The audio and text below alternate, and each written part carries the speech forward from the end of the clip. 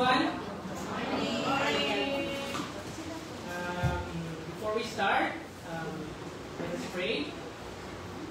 Our loving Heavenly Father, we thank you, O God, for this time, O God, na ibigay mo po sa amin to gather here today, O Lord. We are here, O Lord, to praise you, O God, to worship you, O God. Amen.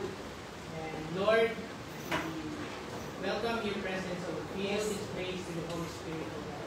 Cleanse our hearts, our minds, O Lord, as we worship you today. It's only possible, O God, because of your mercy and your grace, O God. Lord, we bring all glory, honor, praise, and in His name we pray. Amen. Amen.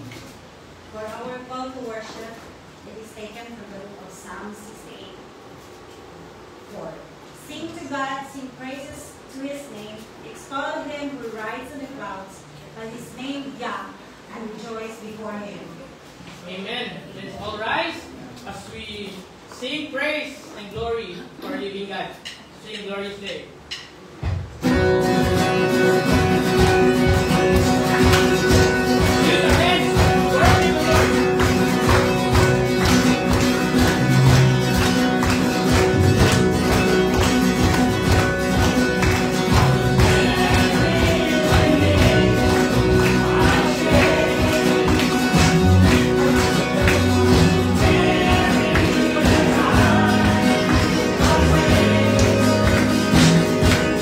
Bye.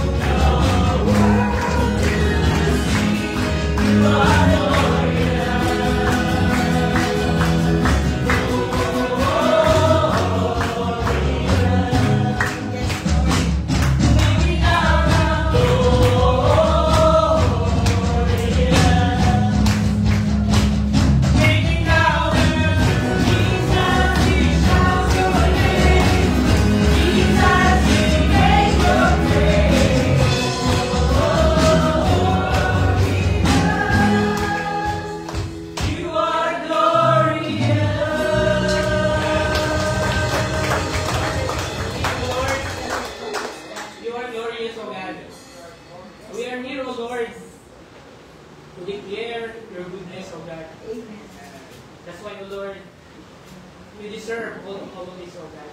You deserve all our praises and adoration because you are our good God.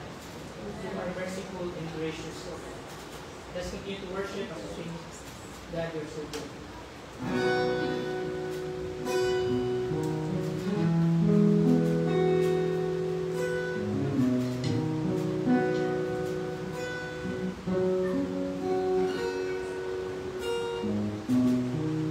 Amazing love that welcomes me, your kindness of mercy,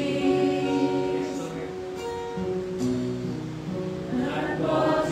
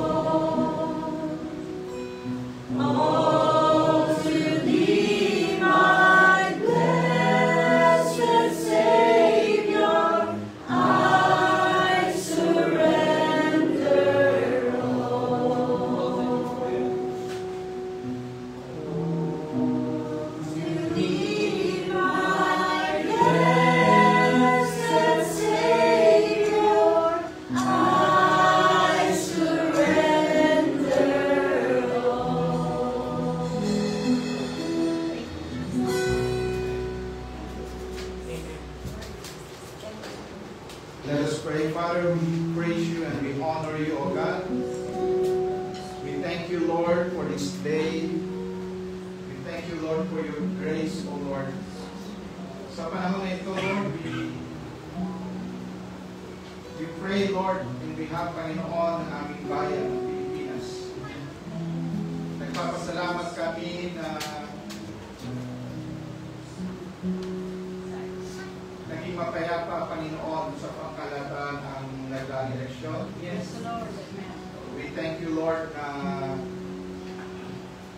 nilugod na o na kilala na kahapon, Panginoon, yung mga nagwagi na senatorial, Panginoon. Patuloy po, Panginoon, na dalangin namin, O Diyos, sa lahat ng narito na kayo ang Diyos na gumabay sa kanila. Mula sa mga senador, sa mga congressman, sa mga mayors, gobernador, Panginoon, na ang pagmamahal sa bayan, Panginoon, ay mamuna at ang pagkatakot sa iyo, Panginoon, ay maghari. Patuloy namin dalangin, Panginoon, ang bansang Taiwan na iyong atong kalingayin at pagpalain. Patuloy, Panginoon, ang kalayaan, Panginoon, na narito ay manatili. Sa oras din na ito, Panginoon, dinadalangin namin ang kapayapaan sa region na ito, sa East Asia, O Lord. Patuloy kayo, Panginoon, ang maghari. Tinihiling din namin, Panginoon, ang kapayapaan, O Diyos, ang cessation of hostilities sa bandang Eastern Europe, O Lord, at sa Middle East, Panginoon. Patuloy kayo, O Diyos, ang aming hinihilingan, O Diyos, sapagkat tunay na kami ay walang magagawa kung wala kayo, Panginoon. Maging sa oras na ito, dinadalangin namin ang bawat kapatiran sa lahat ng pangangailangan, sa lahat ng pangangailangan sa kagalingan, O Diyos, pangangailangan sa pinansyal, emosyonal, O Lord. Patuloy kayo, O Diyos, ang magbigay ng iyong biyaya. Ang iyong mapagpalang kamay ay idako sa lugar na ito. At bawat isa, Panginoon, na narito ay yung akong kaugnayin, ikuin, O Diyos, yakapin, Panginoon. Mahingat po namin ipinapanalangin din na kayo, O Diyos, ang magpala sa gawain sa oras na ito. Itago ninyo sa krus ng Kalbaryo ang iyong lingkod. At patuloy, Panginoon, na ang bawat isa, Panginoon, ay maging bukas sa kilos sa dalaw ng banal na Espiritu at sa katotohanan ng iyong salita. Sa iyo lahat ipinagkakatiwala, Panginoon, sa pangalan ni Jesus. Amen.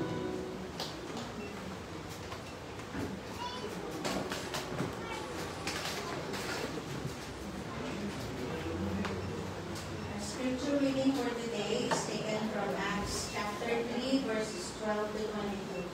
Peter saw his opportunity and addressed the crowd. People of Israel, he said, what is so surprising about this? And why stare at us as though we had made this man walk by our own power or godliness?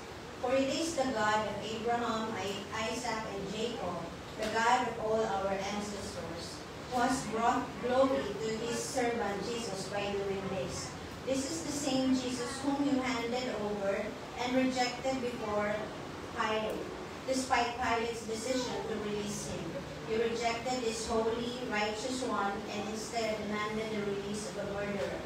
You killed the author of life, but God raised him from the dead. And we are witness of this fact.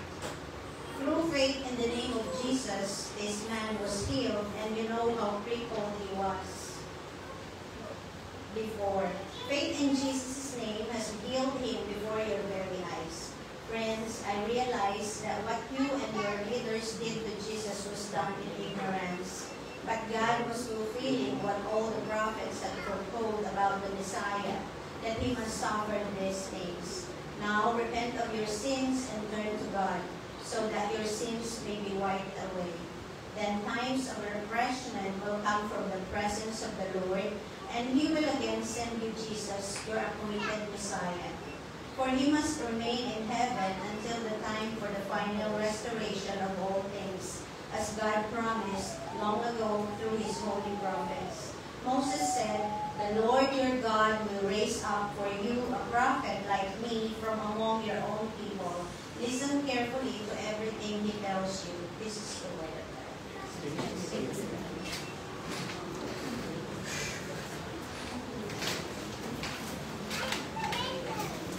Amen.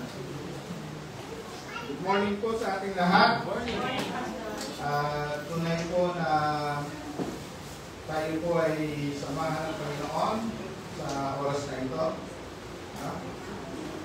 Welcome po sa Taipei International Church Filipino Ministry. At tayo po ngayon ay nasa part 4 na ating pag-aaral patungkol sa ating series sa Book of Acts. Now, tingnan po natin ito sa kung saan mas makilala natin ang ating Diyos higit doon sa mga maaari nating isipin, no? Na dati nating pagkakilala sa Kanya. So, ang pag-usapan po natin is faith in the name of Jesus. At alam ko naman na ang bawat isa sa atin ay may pananampalataya at pagtitiwala sa ating Panginoon. Amen po ba ron? Amen. And that there is power in the name of Jesus. His name is above every other name. Amen. So yung istorya po ng Acts chapter 3, nagsisimula ito nung si Peter at si John ay pumunta sa templo ng ika-tatlong around 3 p.m. ng afternoon para manalangin, no? So, atin sila ng oras ng panalangin. Habang sila ay naglalakad doon sa Gate Beautiful, no? Mga beautiful dyan, ito siguro yung gate ninyo. Baka yung katabi nyo ay kasama dito sa Gate Beautiful. Meron tayong Gate Pretty dyan sa harap. Okay. Peter and John met a man in hopeless situation. Tingnan mo natin yung istorya. So one day, Peter and John were going up to the temple at the time of prayer. At 3 in the afternoon. Now a man crippled from birth was being carried to the temple gate called Beautiful, where he was put every day to beg from those going into the temple courts. When he saw Peter and John about to enter, he asked them for money. Siyempre, ano bang gagawin ng isang beggar but to ask for something? No? And at this ay yung money. So, nakita ni Peter and John. No? At minsan dapat matutunin tayo kung sinong hihingi yan, di ba? Ang hihingi niya ay mga preacher. So, anong sabi ng preachers? When he saw Peter and John about to enter, he asked them for money. Verse 4, Peter looked straight at him as did John. Then Peter said, "Look at us." Tingnan nyo kami. Tingnan nyo kami. Ano sabi niya? So the man gave them his attention, expecting to get something from them. No? Expectant itong mama. Ano ang ina-expect niya? Yung bagay na hinihingi niya. No? So, napaka-inam din, no? Kinakausap natin. Ito si Peter and John, they talk to the beggar. Tinignan niya sila. At siya ay may ina-expect. Ano kaya ang ina-expect niya? Money. No? Sino ang pinagtanungan niya? Mga preacher. Tingnan natin yung second part ng story. The lame was healed and afterwards attracted the crowd. Sabi na sa verse 6, Then Peter said, "Silver or gold I do not have, but what I have I give you." No? So, ang tinanong ay preacher. Hinihiling ay money. Mukhang mali yung taong pinagtanungan. No? Yung preacher, sabi ng preacher, "Silver and gold I have none. Ang silver and gold I have not. But what I have, I give you. Ano ang meron sila? Now remember, doon sa panahon na bumalik ang Panginoong Jesus sa kalangitan, sa time ng ascension, ang ibinigay niya sa kanyang mga alagad ay authority. No? I give you authority, sabi ni Jesus Christ. And then, nung panahon ng Pentecost, ang isa pa sa na-receive ni Peter at John o ng lahat ng mananampalataya ay ang Holy Spirit. No? So, meron sila na maaaring hindi ine-expect ng isang mama. In the name of Jesus Christ of Nazareth, walk. Ano ang ibinigay niya? No?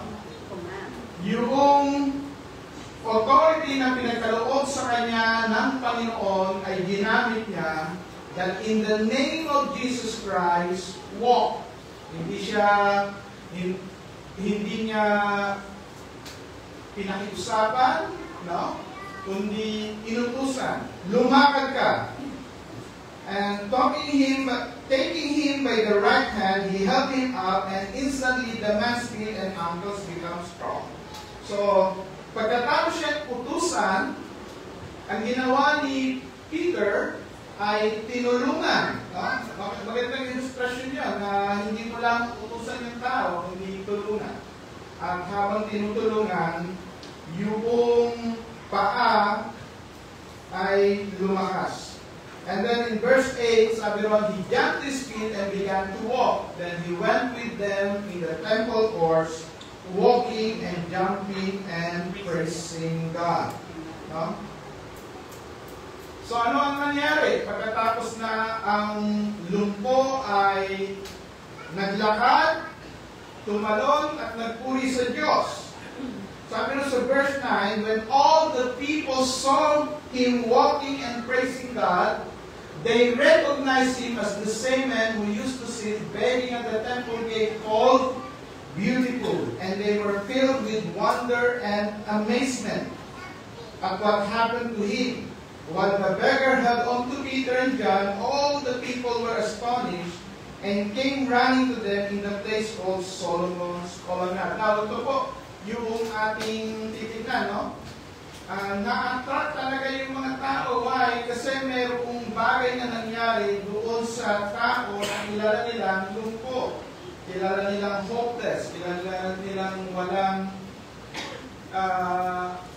pag-asa, no? At minsan talaga may mga bagay na nakaka-attract. Siguro ngayon, marami nang na-attract doon sa Pilipino na nasa Canada na nanalo ng 80 million. No? Kasi pag kinonvert din sa Pilipinas, billion yan. No? Siguro ngayon ay marami na rin attracted sa mga nanalo. No? Marami na silang ikot-ikot doon. No? May mga nangyayari, no? Ang tao mahilig sa panalo, di ba? Nag-a-attract. Parang si Alex Piala rin, no? Nag-a-attract ng attention dahil sa nangyayari sa kanya. So the people were amazed and attracted to what happened to the men. No? Okay, tingnan mo natin. Yung third part ng story ay Peter seized the opportunity to proclaim the gospel. Paano niya sinis yung opportunity? So Peter pointed people to Jesus. Di ba? Pinoint ng tao pinoint ng mga tao kasi parang akala nila si Peter ang nagpagaling, no? Yung pagkilala. Siguro nga si Peter ang nagpagaling, no? So Peter pointed people to Jesus, the one they disowned but glorified by God. So pinoint ni Peter, no, hindi kami ang nagpagaling, si Jesus ang nagpagaling, di ba? O recently lang, di ba, marami nang nagtatalo-talo. Sino ang may credit sa pre-tuition fee ng SUCs? Tatalo-talo sila. Yung gumawa, yung nag-aaral, pumirma, at kung ano pa. In the end, ang mababayad talaga noon ay yung tax ng tao. Anyway, mga kapatid, makikita natin dito, may pagkakataon na sabihin ni Peter na, kami yan, no? At baka mas solve na yung kanilang problema. Yung problema nila Peter dyan, silver and gold, they have none. Diba? Silver and gold, they have none. Wala silang silver and gold, no?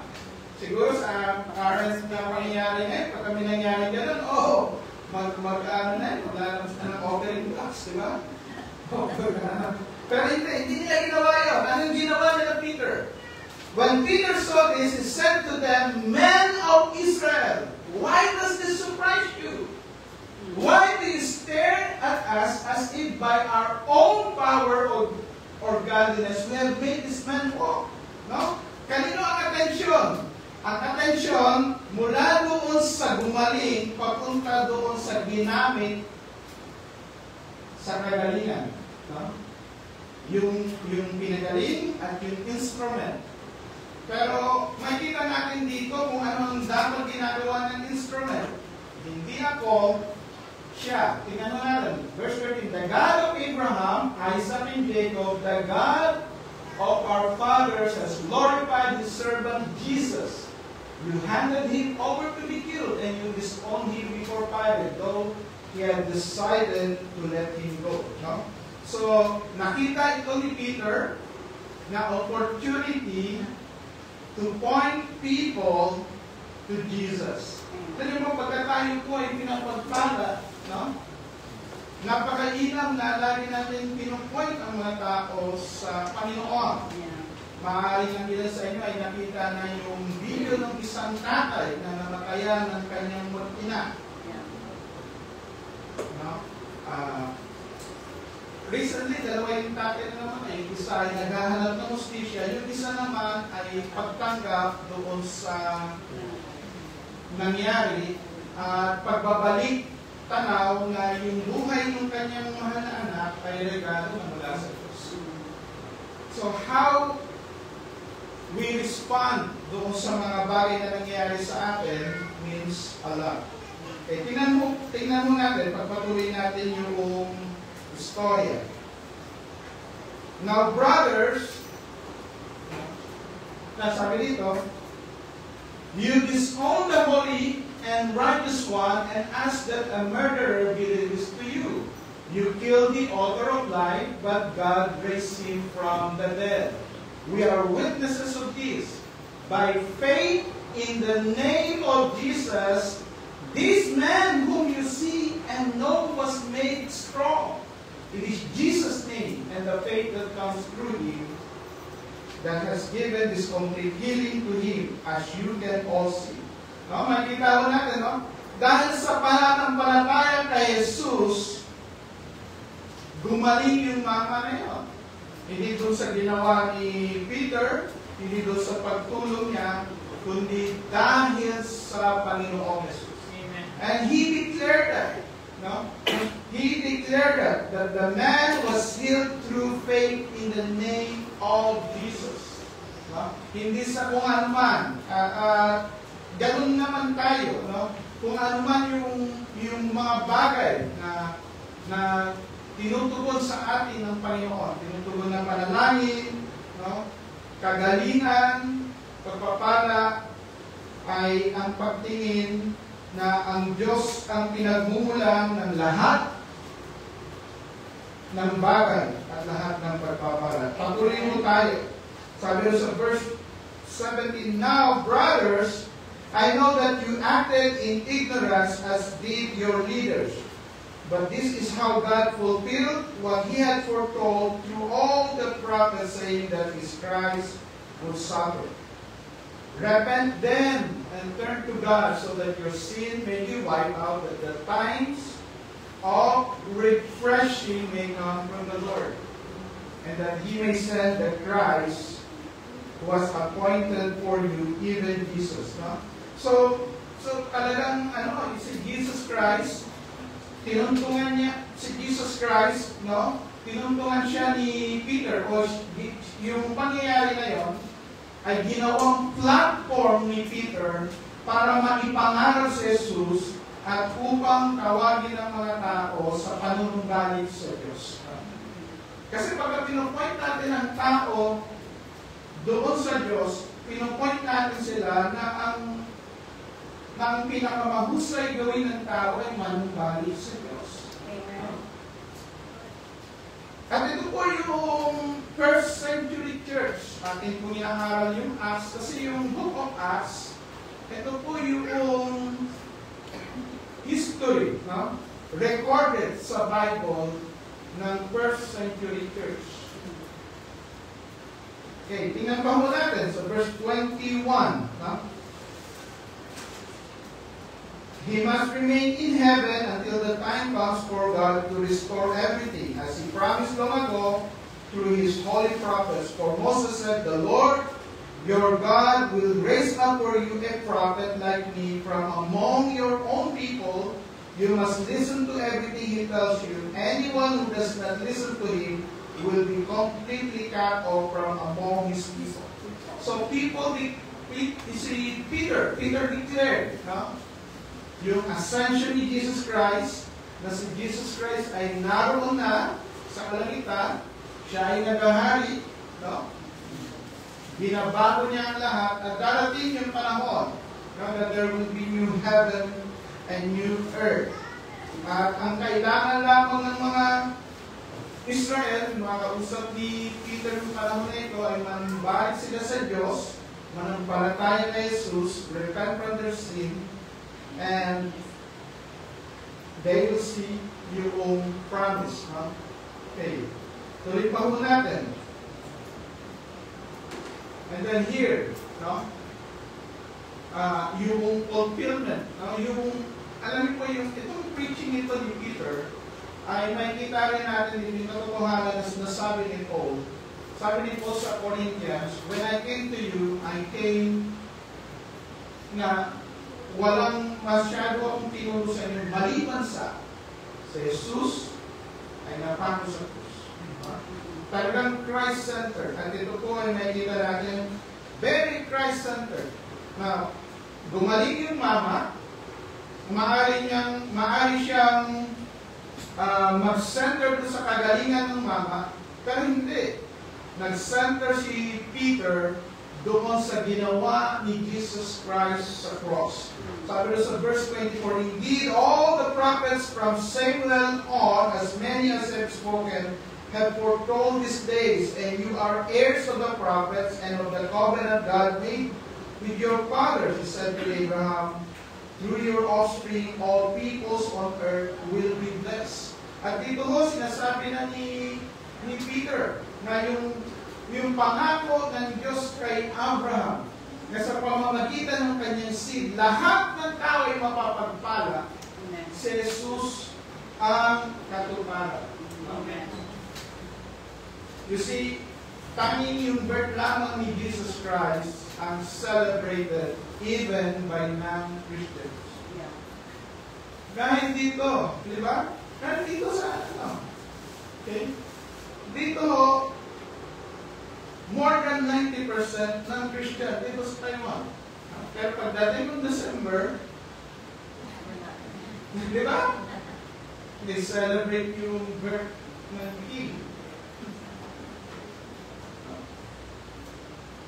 At ngayon, this time, kahit sa ating panahon, sa ating kapanahunan, for the first time, for more than 1,500 years, for the first time, mismo yung Saudi Arabia, yung government, nagpapatayo ng evangelical church. Amen.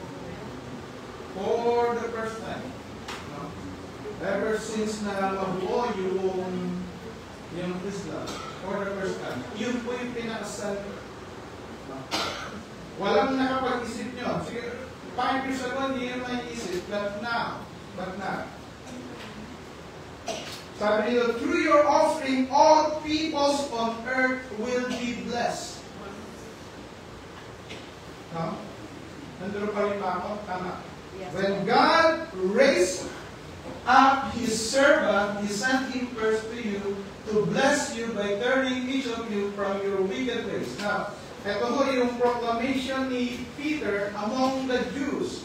At dito po, pagpapatuloy natin pinag-aralan yung Book of Acts, dito mo makikita natin yung pagpaibot ng istorya na habang may panahon, habang naroon yung malakas na presence ng church sa Jerusalem, yung pangangaral patungkol kay Kristo bilang Messiah ay ginawa.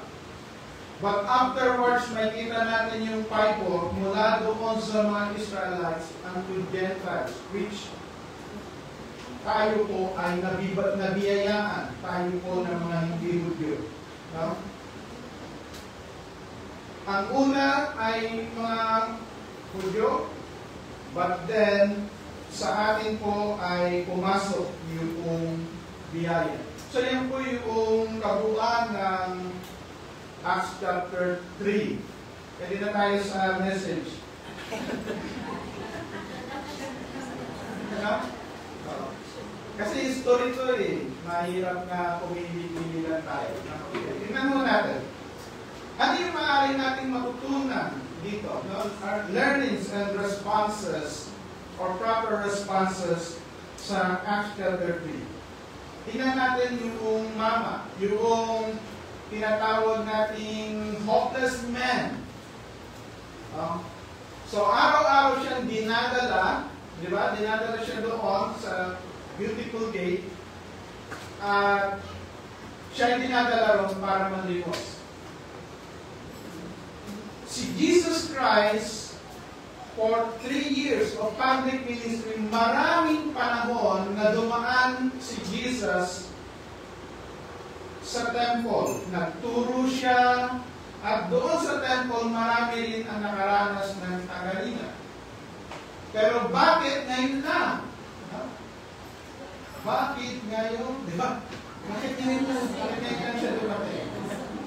Bakit ngayon lang? Alam niyo po, isa doon sa makikita natin, yung doon sa mga binasa natin, kung napakinggan niyo, yung tinatawag na appointed. Appointed time. Appointed day. Merong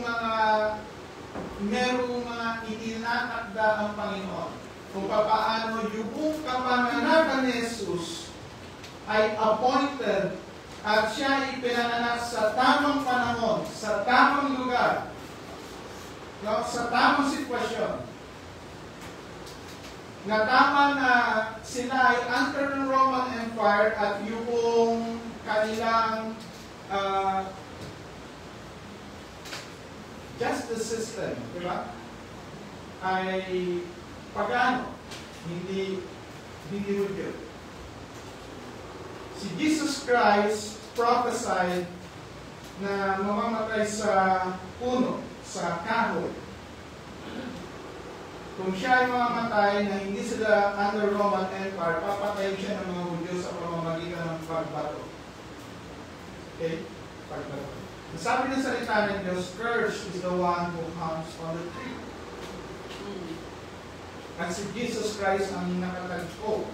O siya yung nakatagpo ng panahon na yon at kinuha niya yung lahat ng sumpa na para sa atin. Kailan siya namatay? Sa panahon ng Roman Empire na ang capital punishment ay hanging on the cross. Na kung saan yung kanyang dugo ay tumigis as prophesied. Merong appointed time. At dito sa mamang ito, merong appointed time. Kailan nangyari yun? Nangyari ito nung si Peter and John ay papunta sa temple at sila ay dumaan sa Gate Beautiful. No? Malinaw yan. Sa beautiful, Gate Beautiful sila dinaan. No? Anong oras? Alas-tres. Doon sa verse 2, dinala din ng mga mama yung beggar doon. At sila ay kinausap ni Peter and John. Sa dinami-dami ng tao, ang nahingian ng beggar ay yung walang pera. Yung preacher, di ba? Ang dami-dami yung dalawang preacher. Kaya sinabi niya, oh, look at us. Pagkatapos ng look at us, sabi roon sa verse 5, so the man gave them his attention. Ano raw? Expecting to get something from them. The man is expecting something. Dati meron tayong awit na something good is going to happen. Something good is in store. Work together again. Just praising the Lord. Nakuha natin, alam niyo yung awit na yun, prepares us, prepare our hearts and mind To get something. na lalabas tayo na hindi empty. Amen. Na pag tayo na dumalo sa gawain ay hindi uuwi na hindi kinatagpo. Amen. There's a divine. Have an expectant faith. No, pagka tayo po ay dumagalaw, meron tayong expectant faith. Alam niyo po yung mga pilgrims, no? Yung panahon ng Pentecost. Yung mga pilgrims na yun, they are expecting something great to happen. Yung mga pilgrims na mga Hudyo na pumupunta doon sa Jerusalem, they are expecting. At nawa yung, kung tayo po, no, kung tayo pa ay nananalangin, we should be expecting na yung sinabi ng Diyos, call unto me and I will answer you. No? Na ang Diyos ay tumutugon. Amen. No? Expecting na laging mas maganda ang plano ng Diyos sa atin kaysa sa plano natin. Expecting na kahit sa ordinary days, kaya tayong gawan ng extraordinary things ng God. Amen. Yung mga ay expecting to get something. Sabi rin sa Hebrews 11 verse 6, and without faith, it is impossible to please God because anyone who comes to Him must believe that He exists and that He rewards those who earnestly seek Him. No? Mga kapatid, hindi yung masama to expect rewards from God. Hello? Kasi gusto yun ng Diyos. At kung tutusin, pag pinag-aralan natin ang salita ng Diyos, mas gustong-gusto ng Diyos na pagpalain tayo kaysa tayo yung maghirap. And we can see that from Genesis to Revelation. Makikita natin na ang Diyos natin ay Diyos ng pagpapala. Diyos na nagpapagaling. Diyos na nagpapalakas. No? Diyos na gumagawa ng himala sa ating buhay.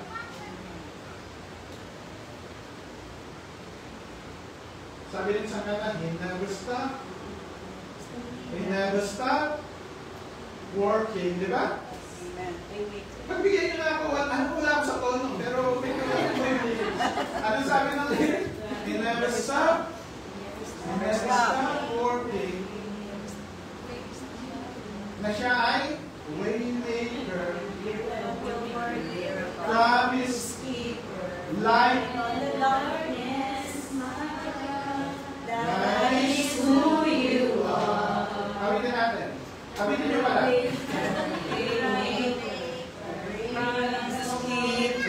Light in the darkness, my God, that is who you are. Alam niyo, awitin na yun is awitin ng tao na may expectant faith. Declaring who God is. Amen. Na ang Diyos ay hindi nauubusan ng himala. Amen.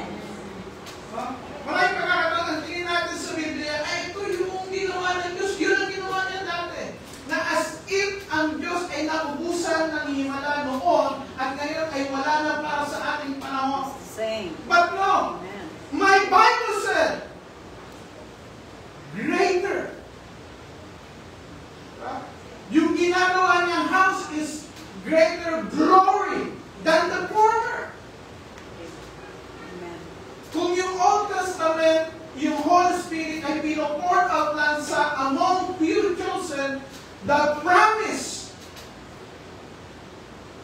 ay to all flesh. Sa lahat ng tao, mapababae o lalaki, they will prophesy, they will proclaim the word of God. No? Mapababae o lalaki.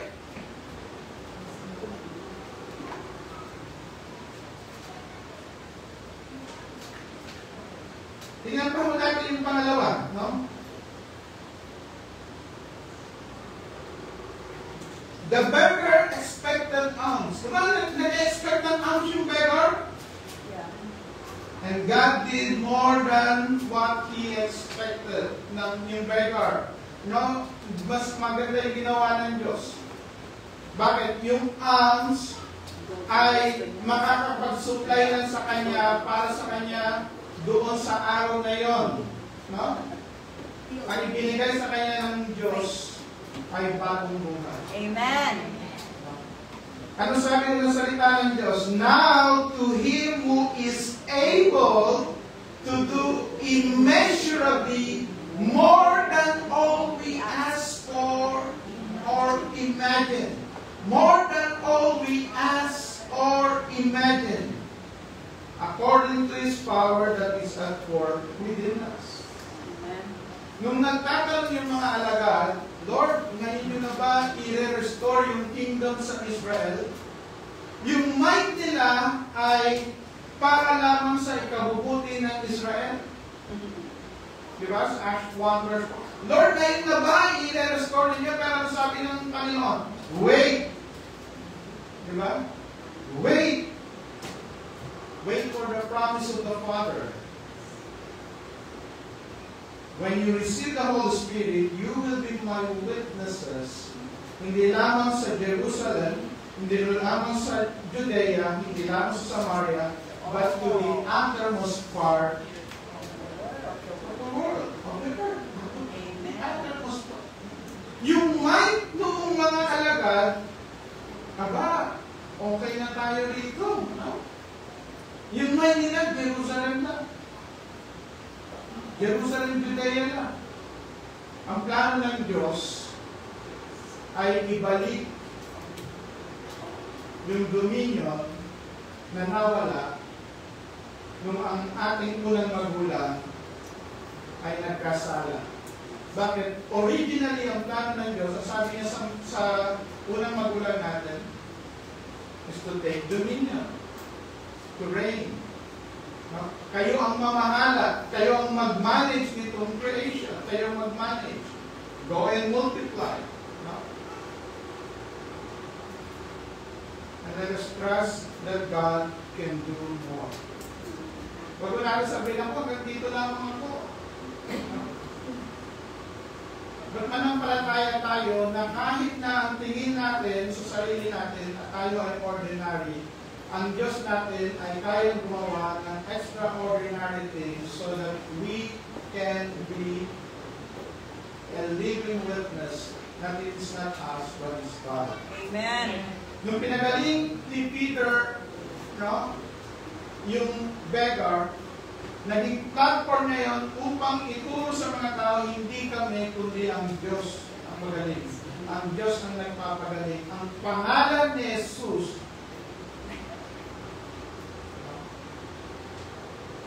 dahil sa pananampalataya doon sa pangalan ni Jesus, gumaling yung mama na yun. At tawa, ganun mo ang makita natin. No? Sa mga answered prayers natin, sa mga bagay na ginagawa ng Diyos natin, hindi maiangat tayo, kundi maiangat ng Diyos, masabi natin, lahat na ito ay biyaya ng Diyos. Lahat na ito ay ginagawa ng Diyos. Amen. Tinapahan natin, balikan mo natin sa Acts 3:16. By faith in the name of Jesus, this man whom you see and know was made strong. It is Jesus. No? Amen. Grabe yung open declaration. It is Jesus. Hindi niya sinabing, the man abstained. Diba?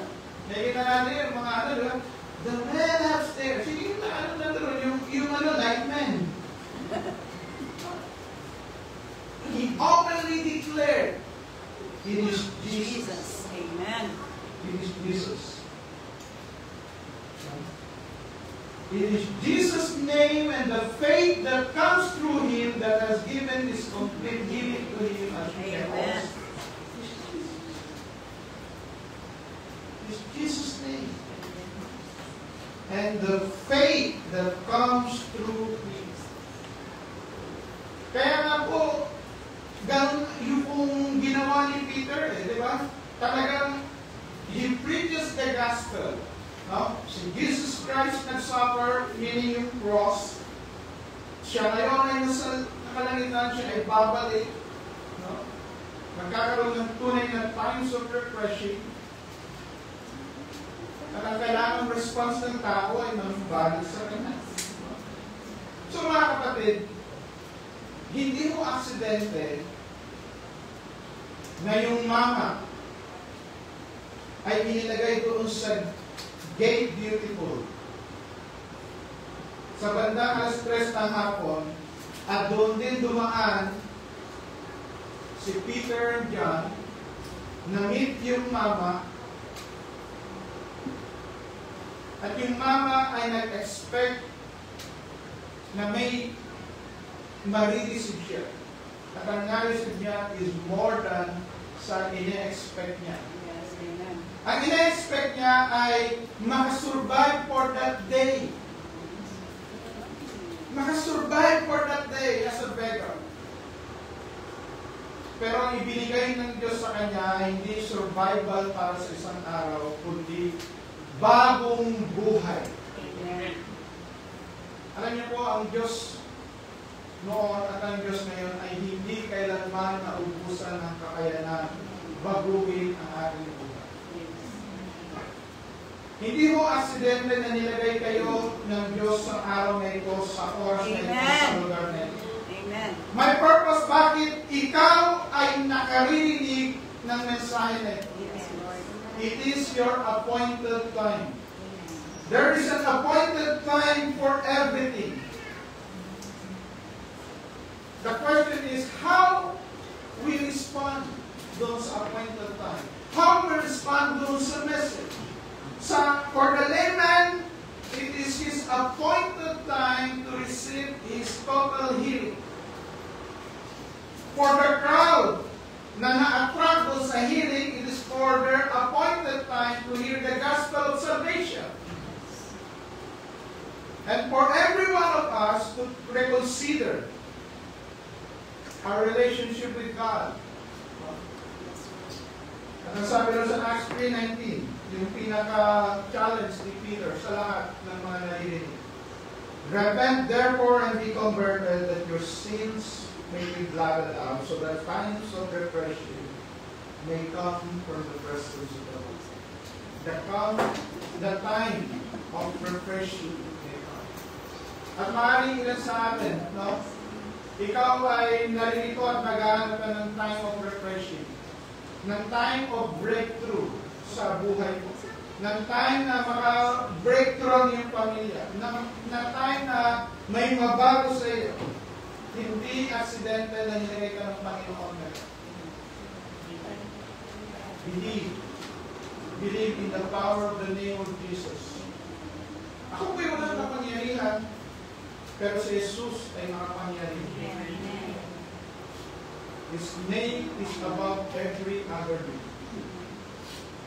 In His name, every knee should bow.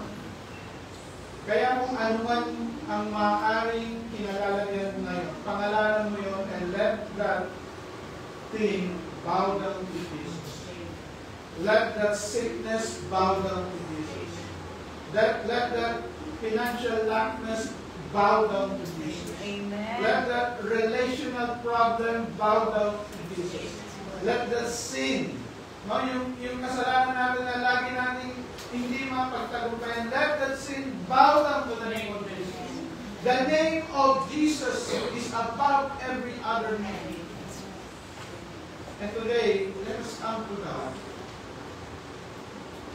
expecting, believing that something good is going to happen. Yes, Lord. Let us all rise up. Let us come to God. Let us pray. Hallelujah, Lord. We praise you and we honor you, Lord. We thank you for this time, Lord. Panginoon, narinig ko ang bawat isa. Hindi ko po alam ang mga bagay na kailangang lumuhod sa buhay nila. But Lord, I pray, anumang kalalagayan na yun, na hindi namin palalampasin ang appointed time mo, kundi mararanasan namin ang pagkilos mo sa amin.